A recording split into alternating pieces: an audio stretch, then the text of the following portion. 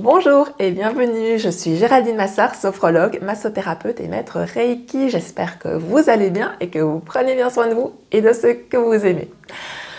Êtes-vous ce qu'on appelle un bourreau de travail? En faites-vous toujours plus sans compter vos heures? Êtes-vous attiré par des défis complexes, compliqués, qui vous demandent un investissement total? La complexité et le temps passé à la résolution des problèmes est-elle finalement pour vous plus excitant que vraiment arriver à un résultat? Enfin, avez-vous du mal à être à l'écoute de votre corps, des signaux que votre corps vous envoie par rapport à de la faim, par rapport à de la fatigue? Avez-vous du mal à prendre des temps de repos bien mérités comme vos soirées, vos week-ends, vos vacances? Avez-vous du mal à même prendre un arrêt maladie parce que le boulot est là et qu'il faut bien y aller? Si vous vous reconnaissez dans cette description, eh bien, il se peut que vous ayez entendu le message « Faites des efforts » de la part de vos parents durant votre enfance. Alors, comment retrouver sa liberté? Comment éviter d'aller vers le burn-out quand on a reçu ce genre de message? Je vous donne des clés dans cette vidéo. C'est Ivy Keller de l'analyse transactionnelle qui a décrit 5 drivers, 5 messages contraignants, 5 injonctions que nous recevons de la part de nos parents durant notre enfance. Alors, quels sont ces 5 drivers? Il y a le fait plaisir, le soi parfait, le soi fort dont j'ai déjà fait des vidéos, il y a le fait des efforts que je vais aborder dans cette vidéo ici, et puis il y a aussi le dépêche-toi. Le problème, c'est que nous avons tendance à intégrer au moins 2 de ces messages contraignants et que les avoir intégrés, ça va nous pousser à avoir certaines croyances par rapport à la vie, par rapport à ce que nous méritons, par rapport à ce que nous devons faire pour être heureux. Et puis, ça induit aussi l'idée que en tant qu'enfant, pour mériter l'amour de nos parents, et puis en tant qu'adulte, pour maintenir une relation, qu'elle soit amoureuse, amicale ou professionnelle, nous devons faire des efforts, être fort, être parfait, faire plaisir ou nous dépêcher. Quel message les anciens faits des efforts ont-ils entendu de la part de leurs parents durant leur enfance? Eh bien, c'est tous des messages qui vont dans le sens que à vaincre sans péril, on triomphe sans gloire. Il faut tout le temps faire des efforts, c'est donne-toi du mal, ne te repose pas sur tes lauriers, là t'aurais pu faire plus, continue tes efforts, persévère, même si c'est compliqué, c'est à la sueur de son front que l'on construit son avenir. Bref, ce sont toute une série de messages qui donnent l'idée qu'il faut toujours en faire plus. Le travail est considéré comme la valeur qui va apporter le bonheur dans la vie. Donc avoir des bonnes notes pour aller dans les bonnes écoles, pour aller dans les bonnes universités, pour avoir le bon job, pour avoir le bon salaire.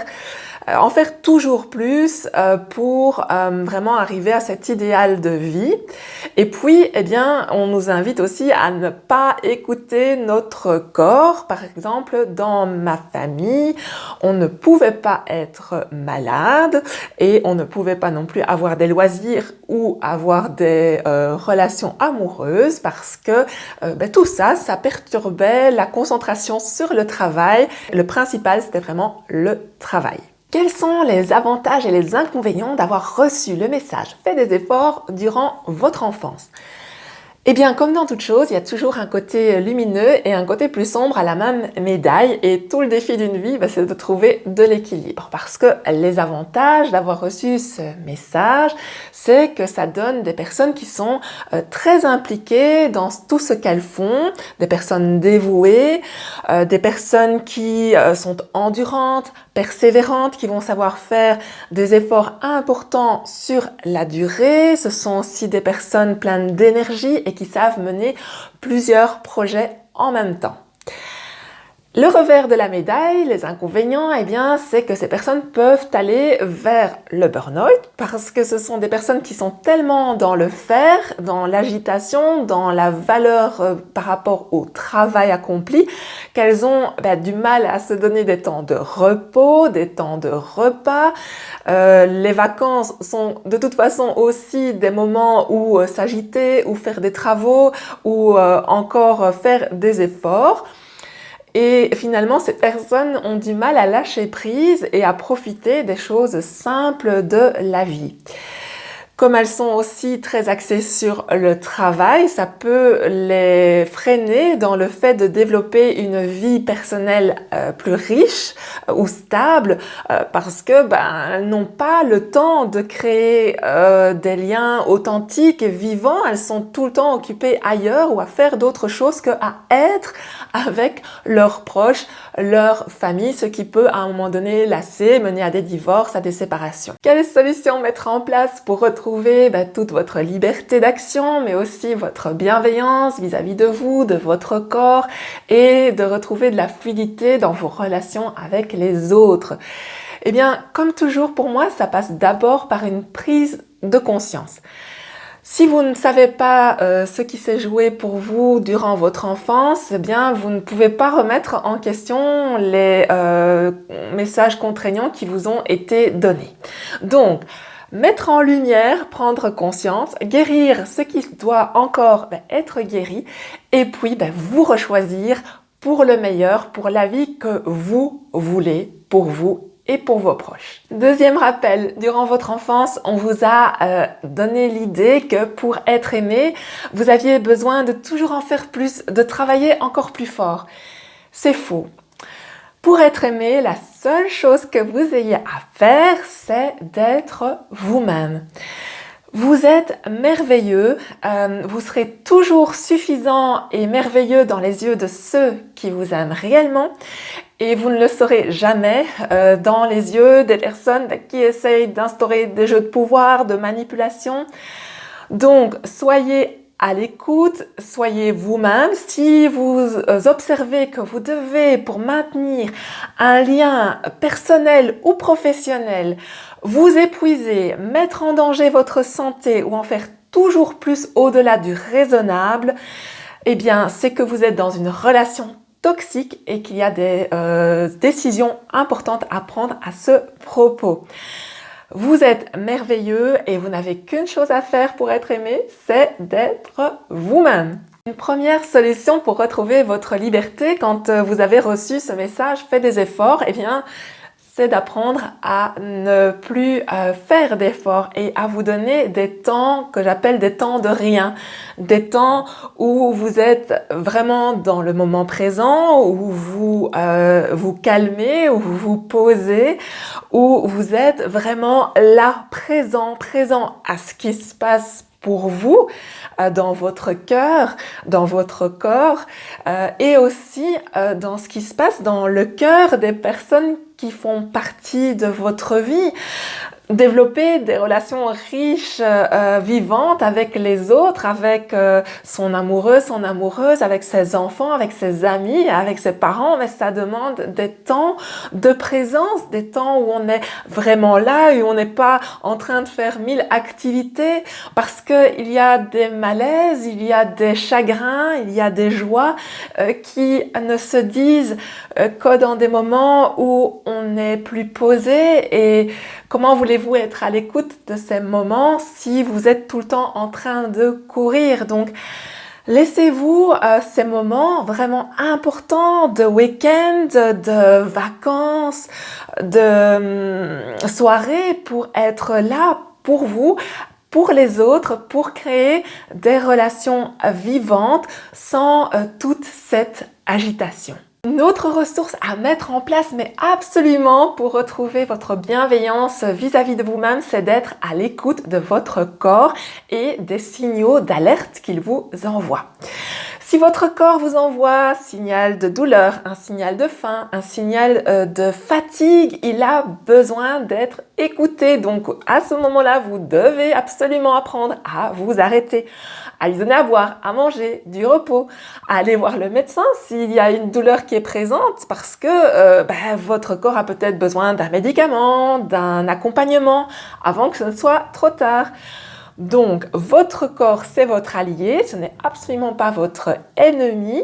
Votre corps, c'est un petit peu comme votre voiture, votre véhicule sur cette terre. Donc, pour faire le parallèle, l'analogie, je dirais que quand vous voyez que le voyant lumineux du tableau de bord de votre voiture vous informe en clignotant en rouge que vous êtes dans la réserve d'essence, il ne vous viendrait jamais à l'idée de vous dire « Oh je ferai ça plus tard ». Ben non, parce que plus tard, votre voiture, elle va tomber en panne et elle ne va plus du tout avancer d'un coup. Donc pour votre corps, c'est pareil, quand il y a des signaux qu'il vous envoie, c'est pour votre bien, c'est pour que vous puissiez continuer le plus loin possible votre chemin sur cette terre. Donc quand vous avez des signaux, écoutez-les, réagissez avec bienveillance, c'est important pour votre santé. Une ressource extrêmement importante à mettre en place, c'est d'apprendre à valoriser le fruit de vos efforts. Vous avez besoin de reconnaissance pour le fruit de tous vos efforts, donc accordez-vous ça, valorisez tout ce que vous avez créé, accompli dans votre vie, c'est important. En général, un ancien fait des efforts, il ne s'arrête pas pour se féliciter ou pour fêter, célébrer ce qu'il a pu mettre en place dans sa vie. Il part dès qu'il a fini quelque chose sur un autre projet et il ne s'arrête pas sur ces moments alors que ce sont des moments extrêmement importants. Ce sont des moments qui vous donnent la force d'aller vers d'autres projets, de vous arrêter, de voir les belles choses que vous avez mis en place, les beaux projets, les belles réalisations. Donc accordez-vous cette reconnaissance, cette valorisation, c'est important. Enfin, apprenez à réussir facilement, sans en faire des tonnes, sans vous épuiser. Si, par exemple, dans un projet professionnel, il y a plusieurs façons d'arriver à votre objectif, choisissez la méthode qui vous coûtera le moins en effort, en temps, en investissement. Ça s'appelle être efficient et c'est une très belle qualité. Finalement, tout le défi des anciens fait des efforts, c'est d'apprendre à ne plus faire des efforts, à être dans l'être plutôt que dans le faire, à avoir des temps de pause pour profiter de la vie avec eux-mêmes, avec les autres.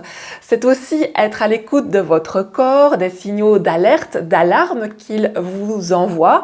C'est apprendre à valoriser vos réussites et c'est aussi, s'il y a plusieurs chemins pour arriver au même objectif, de choisir celui qui va coûter le moins d'efforts, le moins d'épuisement. Cette vidéo vous a plu, elle vous a apporté du contenu. Je vous invite à la partager, à la liker, à la commenter, à vous abonner à la chaîne si ce n'est déjà fait. Et dans l'attente de nouvelles vidéos, je vous invite à prendre bien soin de vous, de ceux que vous aimez. Et je vous dis à très bientôt.